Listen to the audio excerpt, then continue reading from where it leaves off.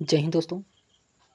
आज हम लोग बिहार स्टेट 2024 के लिए हिंदी का प्रैक्टिस सेट करने वाले हैं, जो कि यह प्रैक्टिस सेट नंबर 1 है।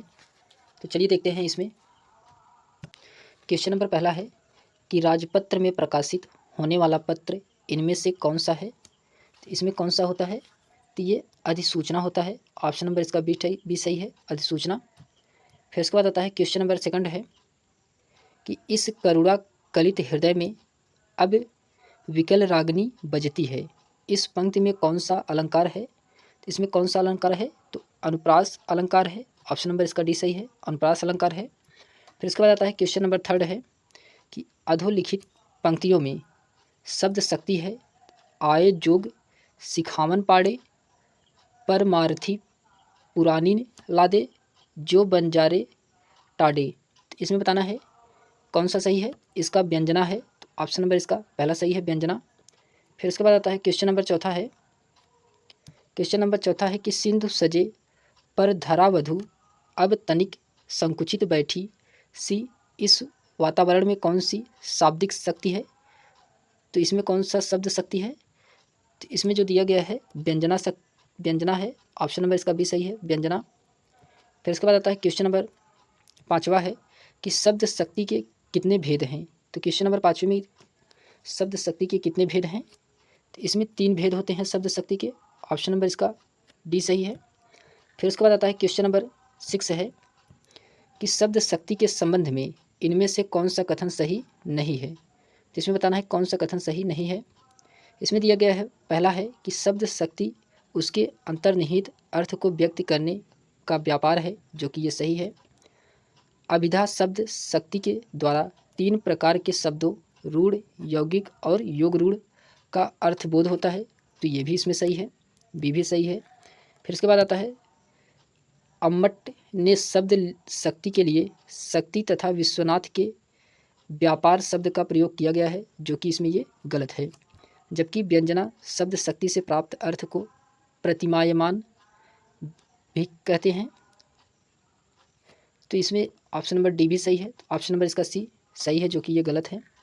फिर उसके बाद आता है क्वेश्चन नंबर 7वां है कि उषा सुनहले तीर बरसती जय लक्ष्मी सी उदित हुई, उधर पराजित काल रात्रि भी जल में अंतर्निहित हुई।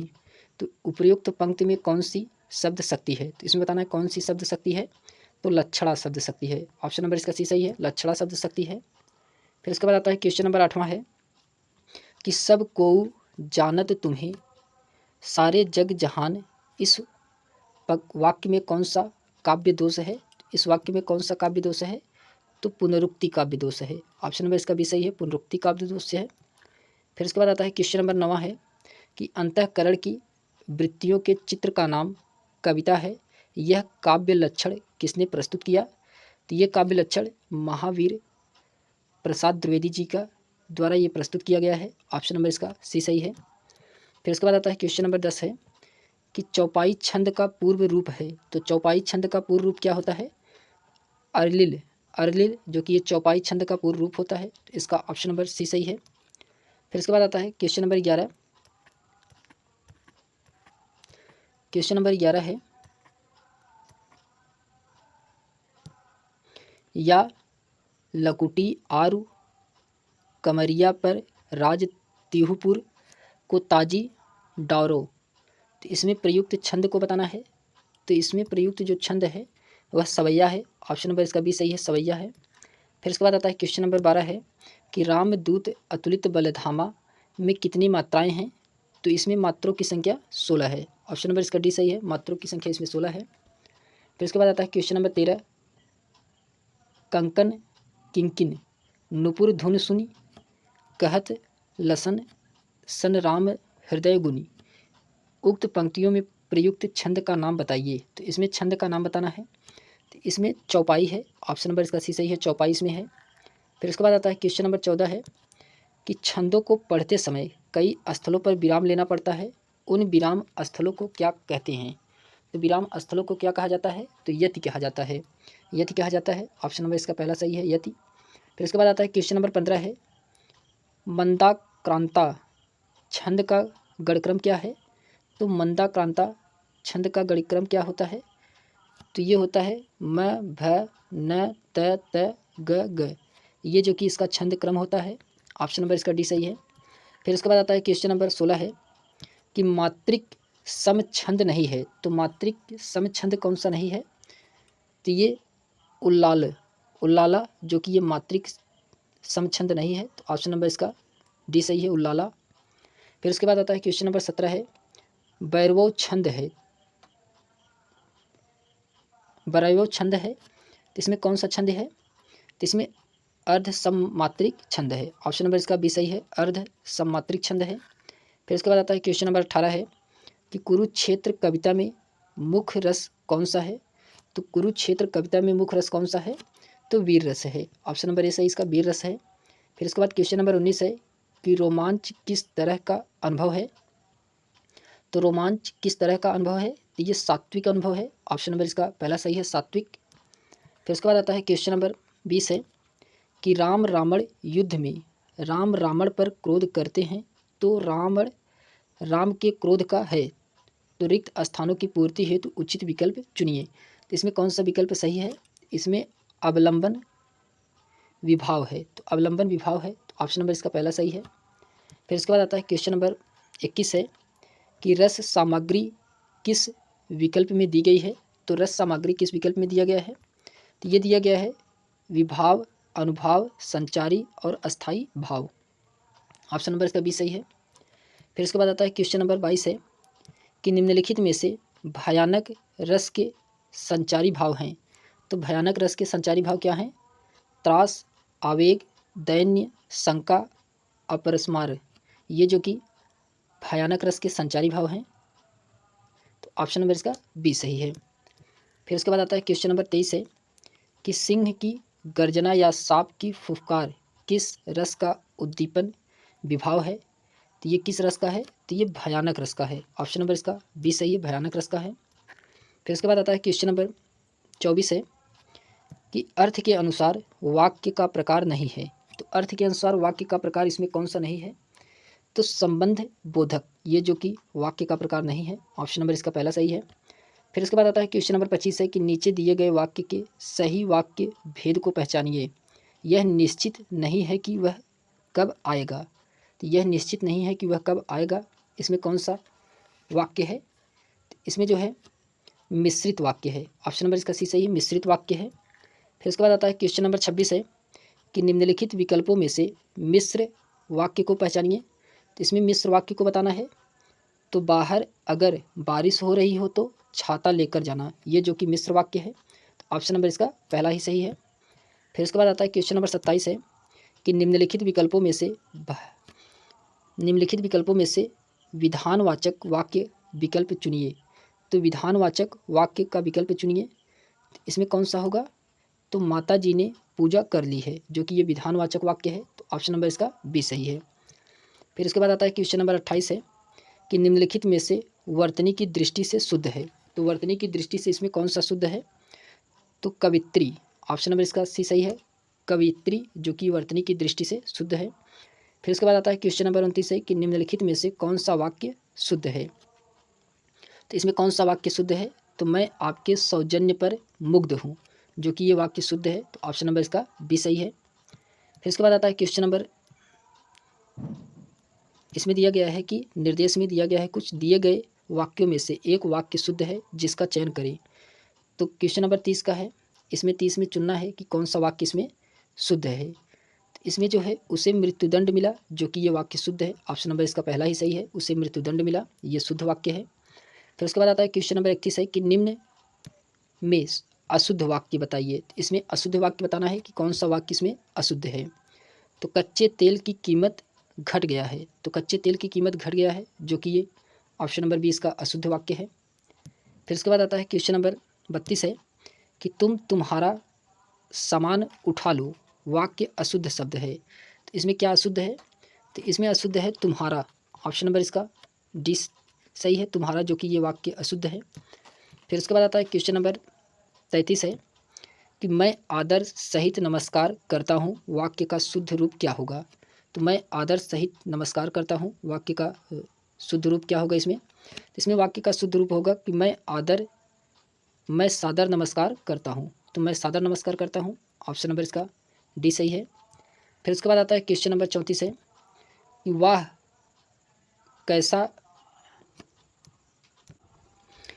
कैसा नयनाभिराम दृश्य है, वाक्य का प्रकार है। इसमें कौन सा वाक्य का प्रकार है?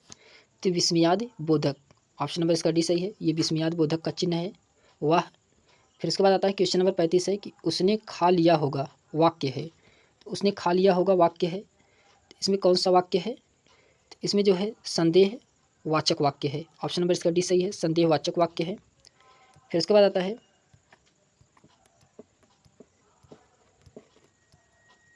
क्वेश्चन नंबर 36 है कि निम्न विकल्पों में से मिश्र वाक्य को पहचानिए। तो इसमें मिश्र वाक्य कौन सा है? तो यदि आप आज्ञा दे तो मैं आगे जाऊं, ये जो कि मिश्र वाक्य है, ऑप्शन नंबर इसका सी सही है, मिश्र वाक्य है। फिर इसके बाद आता है क्वेश्चन नंबर 37 है कि काठ की हाड़ी एक बार ही चढ़ती है का अर्थ है। तो काठ की हाड़ी एक बार ही चढ़ती है का अर्थ है, तो इसका क्या अर्थ होगा कि छल कपट से एक बार काम बन जाता है, बार बार नहीं। ऑप्शन नंबर इसका पहला ही सही है। फिर उसके बाद आता है क्वेश्चन नंबर 38 है कि कलाई खुलना मुहावरे का सही अर्थ है। तो कलाई खुलना मुहावरे का सही अर्थ क्या है? तो भेद प्रकट करना, ऑप्शन नंबर इसका सी सही है, भेद प्रकट करना। फिर उसके बाद आता है क्वेश्चन नंबर 39 है तबेले की बला बंदर के सिर लोकवाक्य का सही अर्थ है। तो इस लोकवाक्य का सही अर्थ क्या है? तो अपराध करके कोई पकड़ा जाए कोई और, अपराध करे कोई और पकड़ा जाए कोई और। तो ऑप्शन नंबर इसका सी सही है। फिर उसके बाद आता है क्वेश्चन नंबर 40 है कि केवल बाह्य प्रदर्शन के लिए वो लोकवाक्य प्रयुक्त होती है। तो केवल बाह्य प्रदर्शन के लिए लोकवाक्य प्रयुक्त होती है। इसमें जो प्रयुक्त होता है ऊंची दुकान फीकी पकवान, ऑप्शन नंबर इसका सी सही है, ऊंची दुकान फीकी पकवान, जो कि ये केवल बाह्य प्रदर्शन के लिए लोकयुक्त प्रयुक्त होता है। फिर इसके बाद आता है क्वेश्चन नंबर 41 है कि निम्नलिखित प्रश्न में 4 विकल्प में से उस विकल्प का चयन करें जो दिए गए लोकयुक्त का सही अर्थ हो। अकेला चना भाड़ नहीं फोड़ता, तो अकेला चना भाड़ नहीं फोड़ता, इसमें कौन सा लोकवाक्य है? इसमें जो लोकवाक्य है यह अकेला मनुष्य अपने दम पर किसी बड़े काम को अंजाम नहीं दे सकता। तो ऑप्शन नंबर इसका पहला ही सही है। फिर उसके बाद आता है क्वेश्चन नंबर 42 है कि तुम्हारे मुंह में घी शक्कर का सही अर्थ होगा। तो तुम्हारे मुंह में घी शक्कर का सही अर्थ क्या होगा? तो ईश्वर करे तुम्हारा समाचार सत्य हो, ऑप्शन नंबर इसका पहला सही है, ईश्वर करे तुम्हारा समाचार सत्य हो। फिर उसके बाद आता है क्वेश्चन नंबर 43 है कि निम्नलिखित प्रश्नों में उस विकल्प का चयन करें जो दिए गए मुहावरे का सही अर्थ हो। तो उड़ती चिड़िया को पहचानना, तो उड़ती चिड़िया को पहचानना इसका क्या मुहावरा होगा? तो मन का या रहस्य की बात तुरंत जानना, या हृदय की बात तुरंत जानना, जो कि ये उड़ती चिड़िया का मुहावरा है। तो ऑप्शन नंबर इसका पहला ही सही है। फिर उसके बाद आता है क्वेश्चन नंबर 44 है कि तन पर नहीं लगता पान खाए अलबत्ता, इस लोकवाक्य का सही अर्थ है। इस लोकवाक्य का सही अर्थ क्या है? तो झूठा दिखावा करना, ऑप्शन नंबर पहला ही सही है, झूठा दिखावा करना। फिर उसके बाद क्वेश्चन नंबर 45 है कि परमानंद शब्द में कौन सा समास है? तो परमानंद शब्द में कौन सा समास है? इसमें कर्मधारय समास है, ऑप्शन नंबर इसका सी सही है, कर्मधारय समास है। फिर उसके बाद आता है क्वेश्चन नंबर 46 है मनमाना में कौन सा समास है? तो मनमाना में कौन सा समास है? तो तत्पुरुष समास है, ऑप्शन नंबर इसका सी सही है, मनमाना में तत्पुरुष समास है। फिर उसके बाद आता है क्वेश्चन नंबर 47 है कि नील गाय में कौन सा समास है? तो नील गाय में कौन सा समास है? तो कर्मधारय समास है, ऑप्शन नंबर इसका सी सही है, कर्मधारय समास है। फिर उसके बाद क्वेश्चन नंबर 48 है कि प्रजा हित में कौन सा समास है? तो प्रजा हित में तत्पुरुष समास है, ऑप्शन नंबर इसका बी सही है, प्रजा हित में तत्पुरुष समास है। फिर उसके बाद आता है क्वेश्चन नंबर 49 है कि इनमें से किस विकल्प के सभी शब्द द्विग समास के उदाहरण है? तो द्विग समास का उदाहरण सप्ताह और शताब्दी, ऑप्शन नंबर इसका बी सही है, सप्ताह और शताब्दी, जो कि ये द्विग समास के उदाहरण है। फिर उसके बाद आता है क्वेश्चन नंबर 50 है कि किस विकल्प के सभी शब्द तत्पुरुष समास से निर्मित हैं? तो किस विकल्प के सभी शब्द तत्पुरुष समास से निर्मित हैं? तो इसमें गृहस्थ, हरफन मौला, कपड़छन,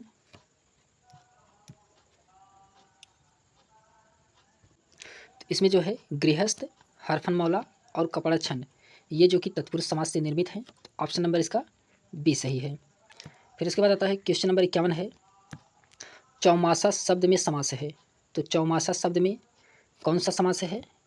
तो चौमासा में द्विगु समास है। ऑप्शन नंबर इसका सी सही है, द्विगु समास है। फिर उसके बाद आता है क्वेश्चन नंबर 52 है कि निम्न विकल्पों में से उस विकल्प का चयन कीजिए जो दिए गए समस्त पद के सही बहुब्रीहि समास का विकल्प है।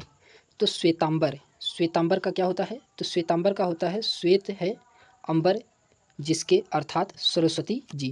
तो ऑप्शन नंबर इसका सी सही है, श्वेत है अंबर जिसके अर्थात सरस्वती जी। फिर उसके बाद आता है क्वेश्चन नंबर 53 है कि नैतत में छंद विच्छेद होगा। तो नैतत में छंद विच्छेद क्या होगा? तो न धन एतत, न धन एतत, ऑप्शन नंबर इसका पहला सही है। फिर उसके बाद आता है क्वेश्चन नंबर 54 है, यदि ए औ ऐ औ के आगे कोई भी स्वर हो तो उसके स्थान पे क्रमशः आय अव आय आव हो जाता है, तो यह कौन सी स्वर संधि कहलाएगी? तो ये कौन सी स्वर संधि कहलाएगी?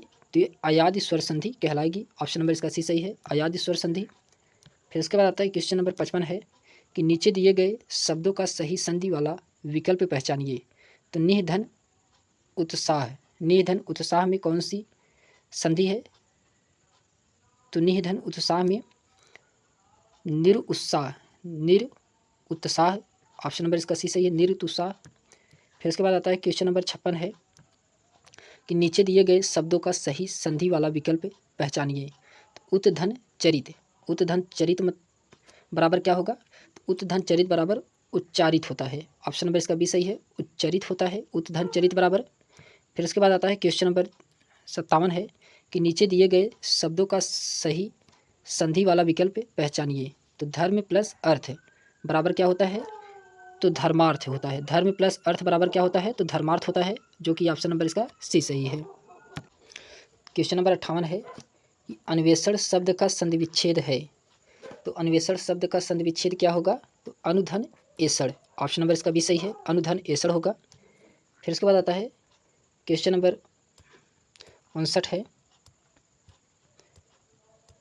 क्वेश्चन नंबर 59 है कि निम्न में से सममात्रिक छंद का कौन सा उदाहरण है? इसमें सममात्रिक छंद का उदाहरण बताना है, कौन सा है? तो सममात्रिक छंद का उदाहरण चौपाई होता है। ऑप्शन नंबर इसका सी सही है, चौपाई। फिर इसके बाद आता है क्वेश्चन नंबर 60 है कि निम्नलिखित में से मात्रिक छंद कौन सा नहीं है?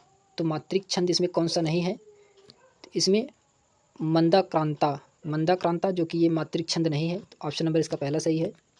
फिर इसके बाद आता है क्वेश्चन नंबर 60 है कि दी गई पंक्तियों के छंद बताइए। सुन सीय सत्य आशीष हमारी, पुजहि मन कामना तुम्हारी। तो इसमें कौन सा छंद है?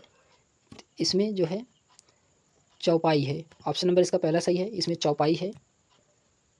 फिर उसके बाद आता है क्वेश्चन नंबर 62 है कि निम्नलिखित वाक्यों में से एक वाक्य अशुद्ध है। तो इसमें कौन सा वाक्य अशुद्ध है ये बताना है। इसमें जो है पहला है कि काशी सदैव से भारतीय संस्कृति का केंद्र रहा है। तो काशी सदैव से भारतीय संस्कृति का केंद्र रहा है, जो कि ये वाक्य अशुद्ध है। ऑप्शन नंबर इसका पहला ही अशुद्ध है। फिर उसके बाद आता है क्वेश्चन नंबर 63 है, 63 है क्वेश्चन नंबर कि निम्नलिखित प्रश्नों में 4 विकल्प में से दिए गए वाक्य का सही काल वाला विकल्प पहचानिए। तो इसमें दीपा पौधों को पानी दे रही थी। तो दीपा पौधों को पानी दे रही थी, इसमें कौन सा विकल्प?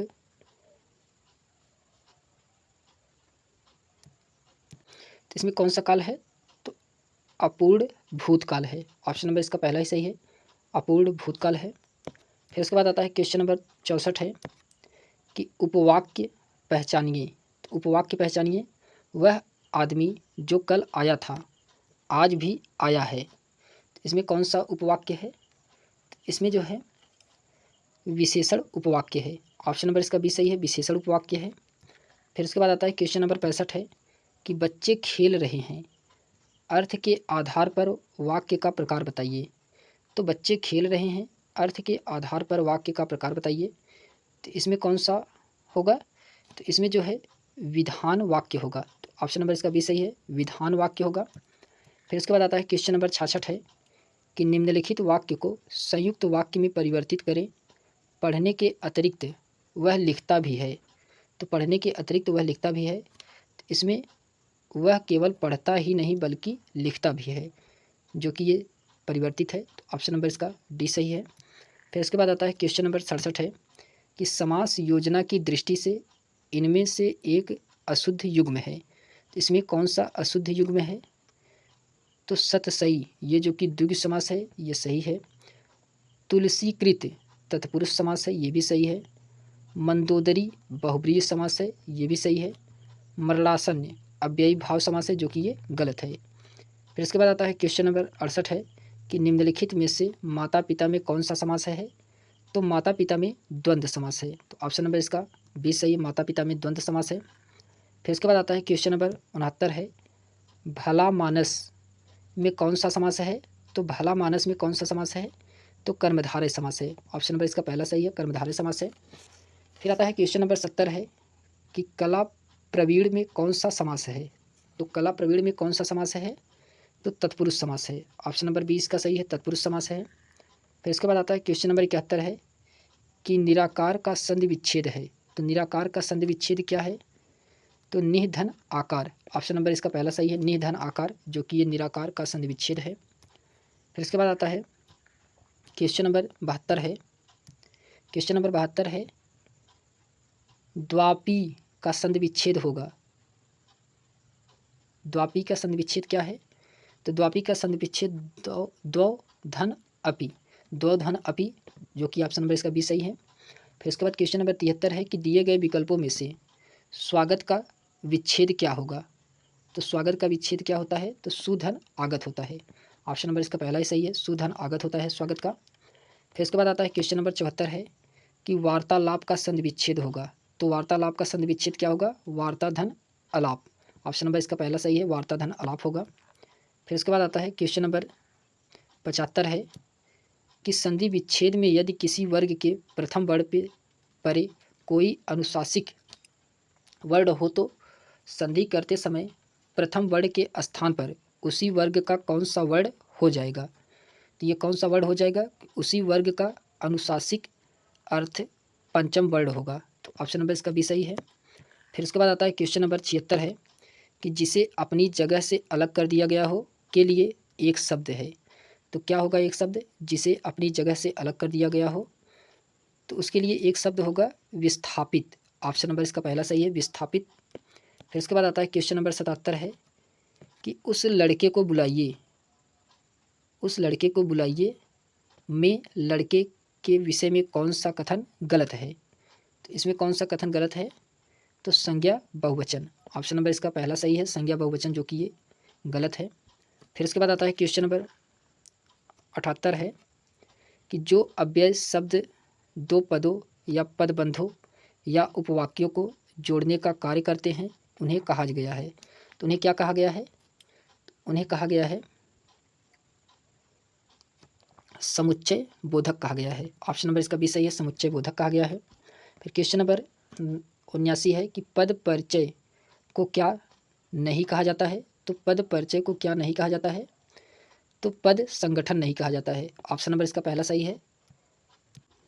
फिर इसके बाद आता है क्वेश्चन नंबर 80। क्वेश्चन नंबर 80 है कि जिस भाषा का अनुवाद किया जाता है उसे क्या कहते हैं? तो जिस भाषा का अनुवाद किया जाता है उसे स्रोत भाषा कहा जाता है। तो ऑप्शन नंबर इसका पहला सही है। फिर इसके बाद आता है क्वेश्चन नंबर 81 है कि मानक लिपि से भाषा में क्या आती है? तो मानक लिपि से भाषा में क्या आती है? इसमें जो है एक रूपता आता है। ऑप्शन नंबर इसका बी सही है, एक रूपता आता है। फिर इसके बाद आता है क्वेश्चन नंबर 82 है कि आदेश का अंग्रेजी अनुवाद क्या होगा? तो आदेश का अंग्रेजी अनुवाद क्या होगा? तो ऑर्डर होगा। ऑप्शन नंबर इसका पहला सही है, ऑर्डर होगा। फिर इसके बाद आता है क्वेश्चन नंबर 83 है, नोटिफिकेशन शब्द का हिंदी रूपांतरण क्या होगा? तो नोटिफिकेशन शब्द का हिंदी रूपांतरण अधिसूचना होता है। ऑप्शन नंबर इसका डी सही है। फिर इसके बाद आता है क्वेश्चन नंबर 84 है कि साहित्य में रस का क्या अर्थ है? तो साहित्य में रस का क्या अर्थ है? तो साहित्य से मिलने वाली आनंद अनुभूति, आनंद अनुभूति, जो कि ये साहित्य से मिलने वाली होती है। ऑप्शन नंबर इसका डी सही है। फिर उसके बाद आता है क्वेश्चन नंबर 85 है कि भाववाच्य छाटिए। तो भाववाच्य छाटिए, इसमें कौन सा भाववाच्य है? तो तोते से उड़ा नहीं गया, ये जो कि भाववाच्य है। ऑप्शन नंबर इसका बी सही है, तोते से उड़ा नहीं गया। फिर उसके बाद आता है क्वेश्चन नंबर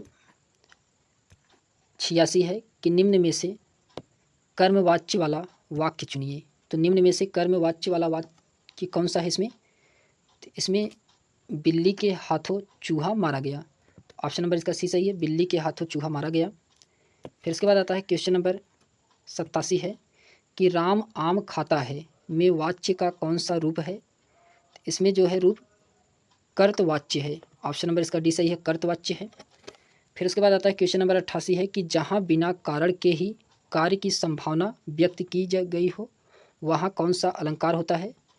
तो वहाँ विभावना होता है। ऑप्शन नंबर इसका ए सही है, विभावना होता है। फिर उसके बाद आता है क्वेश्चन नंबर 89 है कि किसी युक्ति से समर्थित की गई बात में कौन सा अलंकार होता है? तो इसमें काव्यलिंग होता है। ऑप्शन नंबर इसका डी सही है, काव्यलिंग होता है।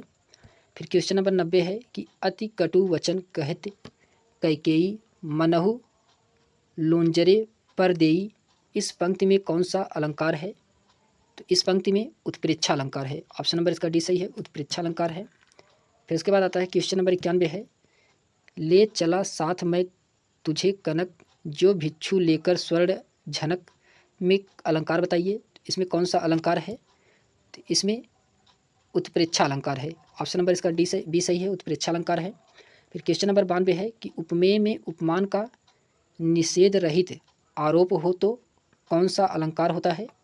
इसमें कौन सा अलंकार होगा? तो रूपक अलंकार होगा। ऑप्शन नंबर इसका बी सही है, रूपक अलंकार होगा।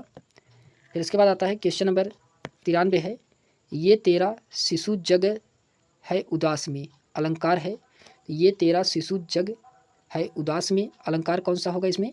तो इसमें जो है अलंकार होगा वह रूपक अलंकार होगा। ऑप्शन नंबर इसका बी सही है, रूपक अलंकार। फिर उसके बाद क्वेश्चन नंबर 94 है कि वे तुम सम तुम उन सम स्वामी, में अलंकार कौन सा रूप है? इसमें कौन सा अलंकार है? तो इसमें उपमा अलंकार है। ऑप्शन नंबर इसका पहला सही है, उपमा अलंकार है। फिर उसके बाद आता है क्वेश्चन नंबर 95 है कि चंद्रमा सी लौकिकता वाले घनश्याम तुम्हें मेरा प्रणाम, प्रस्तुत पंक्ति में प्रयुक्त अलंकार कौन सा है? तो इसमें उपमा अलंकार है। ऑप्शन नंबर पहला सही है, उपमा अलंकार है। फिर उसके बाद आता है क्वेश्चन नंबर 96 कि राम का मुख चंद्रमा के समान सुंदर है। तो राम का मुख चंद्रमा के समान सुंदर है, तो इसमें उपमा अलंकार है। ऑप्शन नंबर इसका डी सही है, उपमा अलंकार है।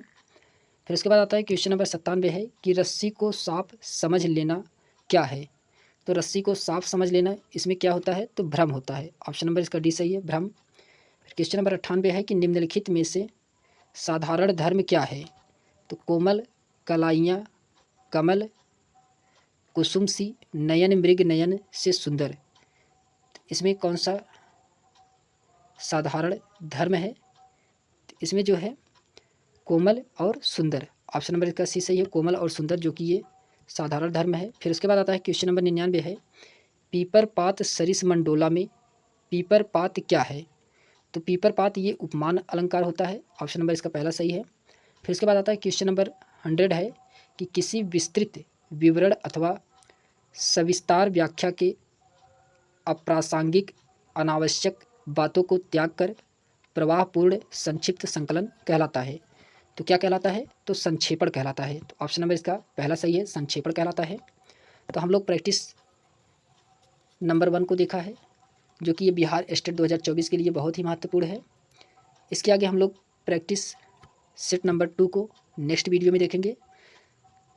अगर यह वीडियो आपको पसंद आई हो तो इसे लाइक शेयर एंड सब्सक्राइब अवश्य करें।